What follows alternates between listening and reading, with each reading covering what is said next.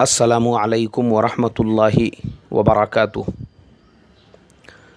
मोहतरम भाइयों, बुज़ुर्गों, दोस्तों, ये हमारा इस्लाह मुआशरा का 499वां सबक है। मोहतरम बुज़ुर्गों, कल बेंगलुरु में एक बहुत बड़ी राइटर गौरी लंकेश, उनके घर पे हमला करके उनको जगह पे कत्ल कर दिया गया गोलियों से। ये ख़बर पूरे मुल्क में जब फैली, मुल्क के तमाम सेक्युलर राइटर्स और तमाम लोगों में एक बेचैनी कि ये हमारे मुल्क में क्या हो रहा है। हमारे यहाँ पर जितने भी लोग आरएसएस के ख़िलाफ़, जितने भी लोग हिंदुत्ववाद के ख़िलाफ़, कट्टरतावाद के ख़िलाफ़ लिखने वाले, बोलने वाले हैं, उन लोगों को कत्ल किया जा रहा है। हालांकि हमारे मुल्क का जो कॉन्स्टिट्यूशन है, हमारे आर्टिकल नंबर 19 के अंदर मुल्क के रहने वाले हर सिटीज़न को फ्रीडम ऑफ स्पीच दिया हुआ है कि भाई वो अपने इज़हार ख़याल को कहीं पे भी किसी भी अंदाज़ में कर सकता है। और हमारा जो डेमोक्रेटिकल ढांचा है उसका चौथा पिलर है फ्रीडम ऑफ स्पीच, कि जो चाहे आप लिख सकते हैं, बोल सकते हैं। लेकिन अफसोस की बात यह है कि आज उसी के ऊपर हो ये रहा है हमारे मुल्क के अंदर कि जो चीज़ हमारे कॉन्स्टिट्यूशन ने जिसका हक़ दिया हुआ है, लोग अपनी तरफ से उसके ऊपर बैन लगाना चाहते हैं, लोग उसको पसंद नहीं करना चाहते। और ये पहला कत्ल नहीं है। प्रोफेसर दाभोलकर क्यों कत्ल किया गया उनको? इसलिए कि वो अंधश्रद्धा के ख़िलाफ़ काम करते थे। अंधश्रद्धा किसे कहते हैं? ये जो आज हमारे यहाँ पे बाबागिरी चालू है, बाबा लोगों के कैसे कैसे लोचे लपड़े आए। आसाराम 16 साल 17 साल की लड़कियों से रेप करके आज जेल के अंदर है। और एक नहीं है, सैकड़ों लड़कियां हैं। अपने आश्रम को ही उसने बलात्कार का, जिना का, अय्याशी का अड्डा बना के रखा था। दोनों बाप बेटों ने मिलकर पता नहीं कितनी लड़कियों के साथ में ऐसा सुलूक किया था, उनके साथ में रेप किए थे, जिसकी वजह से वहाँ पे रहने वाले लड़कियों ने ही जब उनके ऊपर केस दर्ज किया और उसके अंदर वो दोनों भी पॉजिटिव आए, आज वो जेल की सलाखों के पीछे। रामपाल बलात्कार का केस, और गुरमीत सिंह का तो अभी मैं आपको क्या बताऊं, उसने तो छोटी सी जन्नत बना के रखा था, जहाँ पे ताजमहल भी था, जहाँ पे एफल टावर भी था, जहाँ पे बकिंगम पैलेस भी था, जहाँ पर हर चीज़ दुनिया के अंदर जितनी मशहूर व मारूफ इमारतें थी, सब टाइप के उसने अपने लिए अय्याशी के महल वहाँ पे बना के रखे थे। पूरी उसकी अपनी एक गुफा थी। तो प्रोफेसर दाभोलकर इसके ख़िलाफ़ काम करते थे, पब्लिक को बेदार करते थे। वो अंधश्रद्धा निर्मूलन का काम करते थे कि देखो ये सब अंधश्रद्धा है, ये सब अय्याश लोग हैं, ये कोई बाबा नहीं है, ये कोई भगवान नहीं है, ये कोई देवता नहीं है हमारे। तुम लोग इनकी मत मानो, इनके पीछे मत चलो, बल्कि अपनी पर्सनैलिटी डेवलपमेंट का काम करो।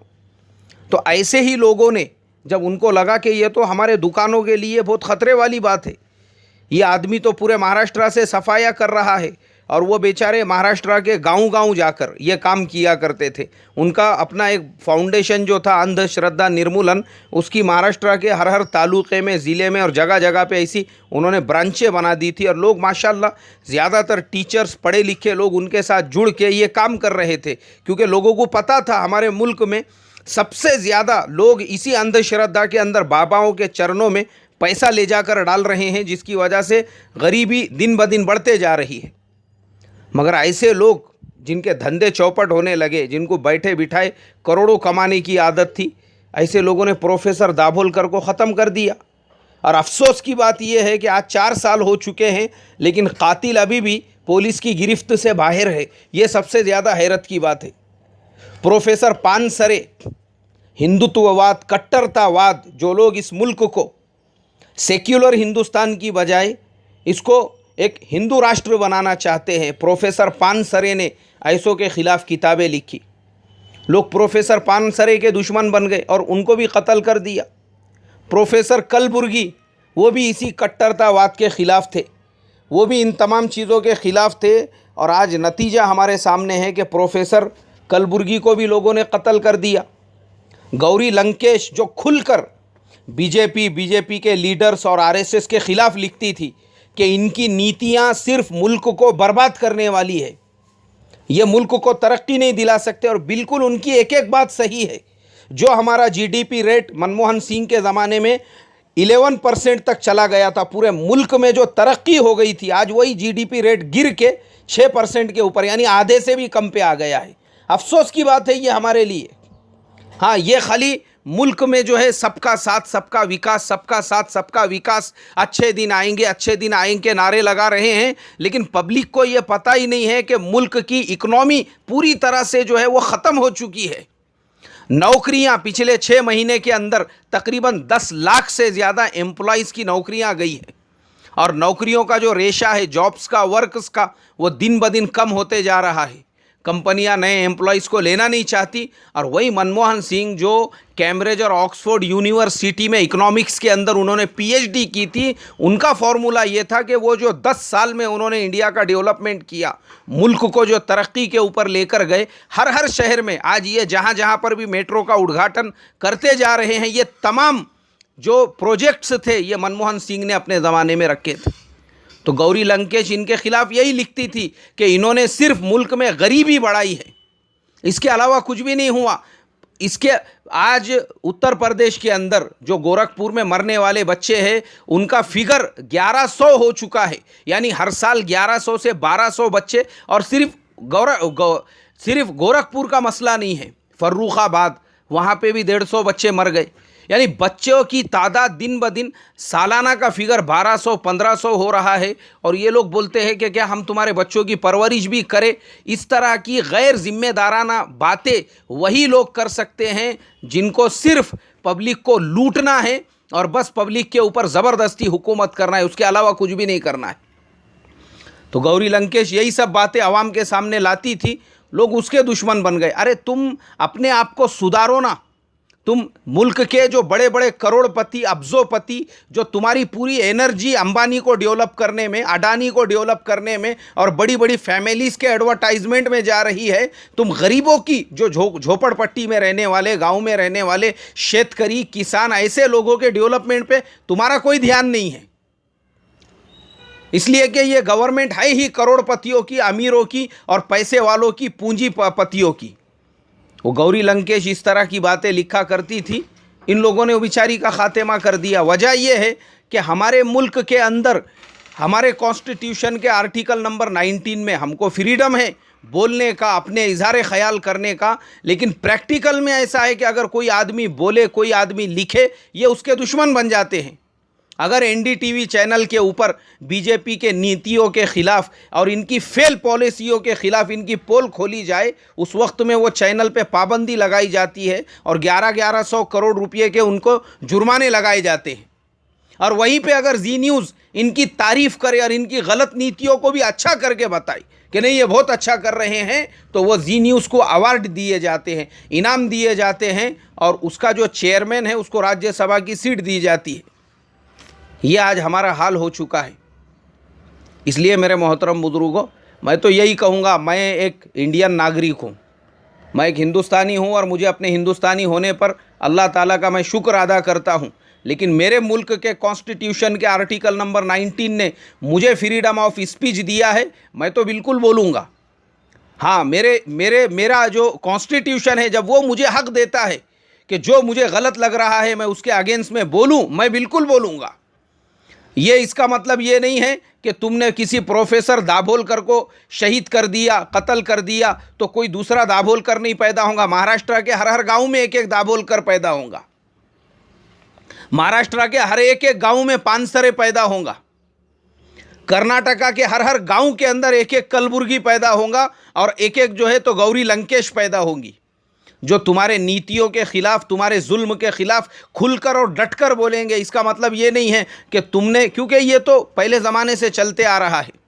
हाँ, बादशाहों के ज़माने से हमारे सामने तारीख़ है। हज़रत इमाम अहमद इब्न हम्बल रहमतुल्लाह अलैह को मामूनुर रशीद ने 100 कोड़े मारने का हुक्म काय के लिए दिया था? किस बात की दुश्मनी थी? सिर्फ हक़ और बातिल का झगड़ा था। हक़ इमाम अहमद इब्न हम्बल के साथ, इमाम अहमद इब्न हम्बल बोलते थे कि मैं कुरान को अल्लाह की मखलूक नहीं मानूंगा। हाँ, और मामून कहता था कि मानना पड़ेगा, अगर नहीं मानेंगे तो सज़ा मिलेंगी। नहीं माना उन्होंने, 100 कोड़े मारने की सज़ा दी गई। इमाम अहमद इब्न हम्बल रहमतुल्लाह अलैह के अलावा इमाम अबू हनीफ़ा रहमतुल्लाह अलैह, उठा के बादशाह ने जेल में डाल दिया। काय के लिए? बादशाह आपको वज़ीर बनाना चाहता था। आपने कहा मैं वज़ीर बनने के लायक वाला इंसान नहीं हूँ, मेरी लाइन मस्जिद मदरसे वाली है, मैं पढ़ने पढ़ाने वाला हूँ, मुझे मेरा काम करने दो। और बादशाह उनको जो है जिम्मेदारी देना चाहता था वजारत की, उन्होंने कबूल नहीं की, लात मार दी, ठुकरा दिया। हमारे ज़माने के जैसे नहीं थे वो। हमारे ज़माने में तो नहीं, अगर कोई दे रहा है तो उसके लिए लड़ रहे हैं, झगड़ रहे हैं, सिफारिशें ले जा रहे हैं, मुझे ज़िले का सदर बना दो, मुझे तालुक़े का सेक्रेटरी बना दो, मुझे मेंबरशिप में ले लो, मुझे ऐसा कर दो, मुझे वैसा कर दो। हाँ, वो लोग मोहताज नहीं थे, लालची नहीं थे, वो नामवरी के न्यूज़पेपर में फ़ोटो लाने के लिए और अपने नाम लाने के लिए वो टाइप के लोग नहीं थे। वो पत्रकारों की दावत करके उनको खिला पिला के अपनी न्यूज़ें नहीं, पेपरों में नहीं छापने वाले लोग थे। वो तक़वे वाले लोग थे, अल्लाह से डरने वाले लोग थे। दुनिया उनके नज़दीक कचरे और पाखाने के बराबर भी नहीं थी। इसके लिए उन्होंने वज़ारतों को लात मार दी। तो बादशाह को लगा कि इन्होंने तो मेरी आना को ख़त्म कर दिया, वज़ारत को लात मार के। दुश्मन बन गया बादशाह और उठा के जेल में डालने का हुक्म दिया, और उसी जेल से उनका इंतकाल हुआ और उसी जेल से उनका जनाजा निकला। ये हमारे बड़े थे, ये हमारे बुज़ुर्ग थे। ये खाली आज नहीं हो रहा है, हर ज़माने में जो भी हक़ की बात को लेकर निकला, लोगों ने उसके साथ में ऐसा ही सुलूक किया।